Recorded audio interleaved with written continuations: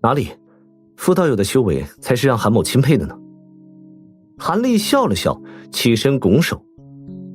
傅某这把年纪才修炼到如今的修为，哪有什么可钦佩的？傅某是直性子，就直接开口问了。韩道友要换雷灵晶，不知道能拿出的到底是何物，能否先给傅某说上一二？别的东西没有，但是在下手中恰好还有一支火属性的赤晶枝，足有1000余年的火候。韩立微微一笑，脸带从容。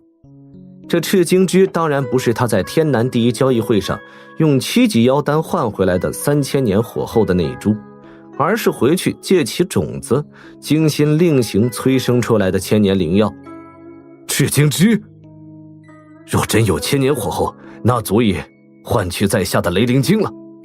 道友能否拿出来让在下看一看？当然可以，灵药我随身携带，只是道友的灵晶可否让韩某见识一二？哎呀，老夫糊涂了，这自然是应该的。赵掌柜，将我寄存的灵晶拿出来给韩道友看上一看。是，前辈，晚辈这就亲自去取。韩道友面孔有些陌生啊，但修为却已经到了元婴中期，不知韩道友以前在何处潜修？道友一定是苦修之士，平常很少和其他的同道结交吧？否则以韩道友的修为，傅某不可能一点印象都没有啊。道友不知道韩某并没有什么奇怪，在下实在是在海外小岛修炼，很少踏足大境内陆。原来韩道友是海外修士，傅某真是失敬了。在下早就听说海外有不少神通广大的同道，修炼法门别具一格，和我们内陆修士大不一样。有空傅某还真要和道友交流一下修炼心得。不过道友跑如此远的路程来到的进京，看来是专门为了拍卖会来的。红脸老者心中一怔，随即有些恍然，大概也只有海外这等漫无边际地方的元婴级修士才能在大晋默默无名。老者不觉心中信了大半。下面老者和韩立再聊了几句，突然厅外再次传来脚步声，接着有人用清朗的声音含笑道：父兄来我们天机阁，怎么不通知王某一声啊？韩道友也是贵客，王某更应该亲自出来招待的。哈哈哈哈。此话声落，一个面色微白的银袍修士走进了厅堂中。哈哈，王兄难得也露面了，我以为道友这次会继续闭关修炼那归灵诀不出呢，哪敢打扰王兄清修呢？归灵诀老夫也只能停在第7层了，估计啊这辈子是没希望进阶元婴中期了。倒是我听赵执事说，楼中来了一位疑似元婴中期的道友，并且想买本阁放置数百年的天机符。再加上父兄也大驾光临本阁，王某又怎能不出来见上一面呢？哈哈哈哈。银袍修士50余岁，目光在韩立身上一转，轻笑一声，拱手施了一礼。听对方这么一说，韩立哪还不知道对方就是那白袍中年人方才说的王长老，并且神识一扫，已看出对方是一名元婴初期修士。但对方脸色有些怪异，显然修炼的法诀有些特殊。王兄客气了，韩某也久闻天机阁大名，才会到贵阁一访。韩道友想换取天机符，道友真不愧是海外的修士啊，这手笔可真不小，看来海外法宝多的说法还真是不假。海外是有一些材料较为珍惜，但又能和内陆的地大物博相比，两位道友真是说笑了。韩立也不置可否，但韩立这话自然无法让2名元婴修士相信什么，但也不好再追问海外的什么事情，否则被韩立这般高阶修士误会了他们有窥伺之心，可不是一件小的事情。这时跟在银袍修士后面的赵姓中年人几步上前，将手中的一大一小2个玉盒放在了韩立身前的桌上，自己则识趣地重新退到了一边。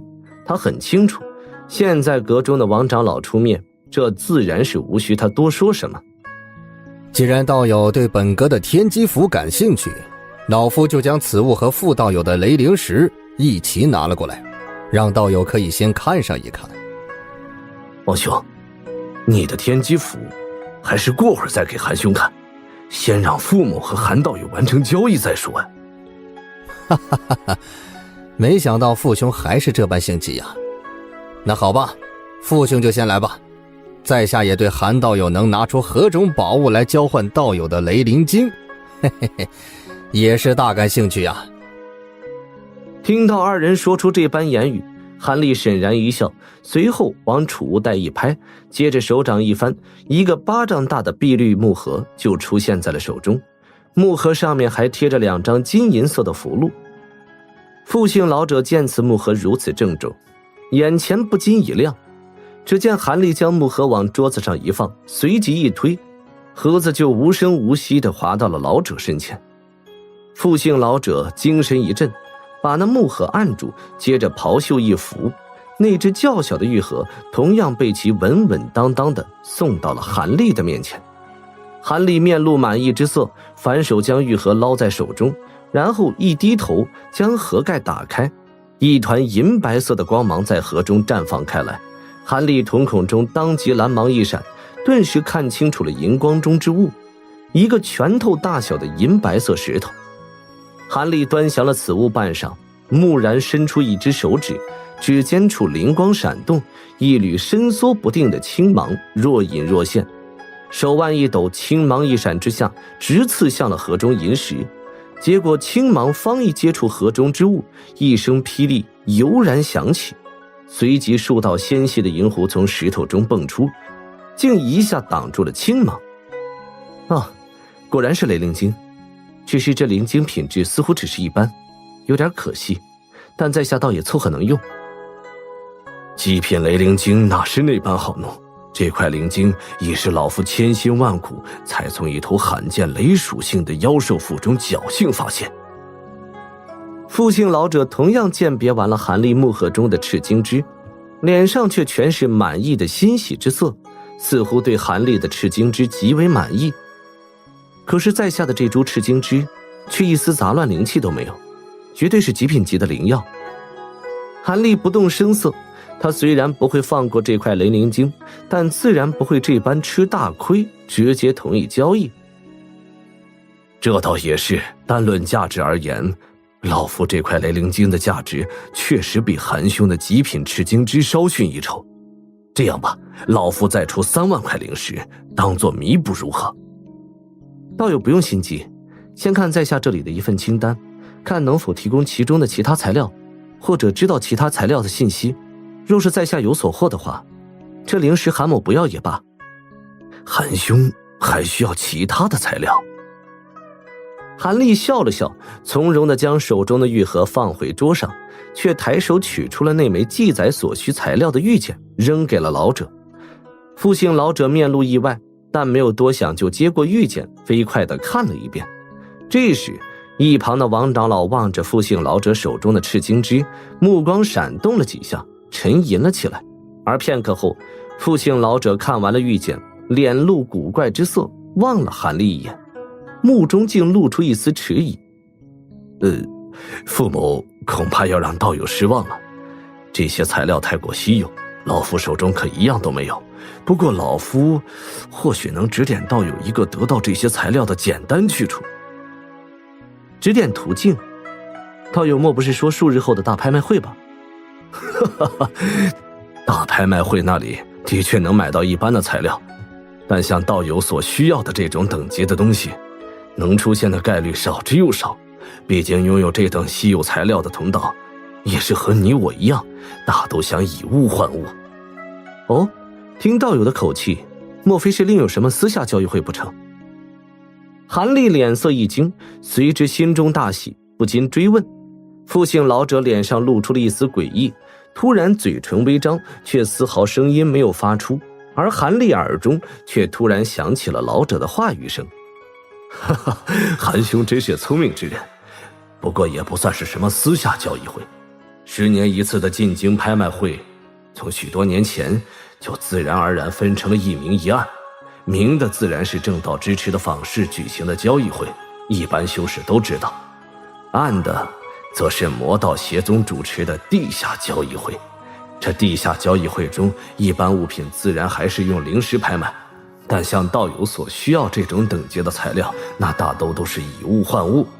不过因为地下交易会出售的许多东西都是修仙界明令禁止的，从根本上来说还是有些见不得光，故而能参加此会，一般是必须知根知底的修士方可。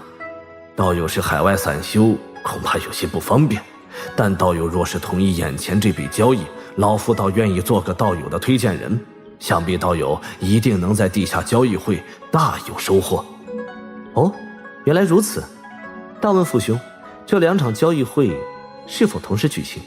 在下虽然很想参加地下交易会，但是大拍卖会也同样不想放过。这个简单，两者虽然同时召开，但是后面的珍稀材料的拍卖交换却在时间上故意错开了1日。想必道友对前面普通的东西是绝技看不上眼的，无需担心错过什么。既然如此，那就依道友所言，在下的确对这地下交易会大感兴趣。好，我就知道韩兄是个爽快之人。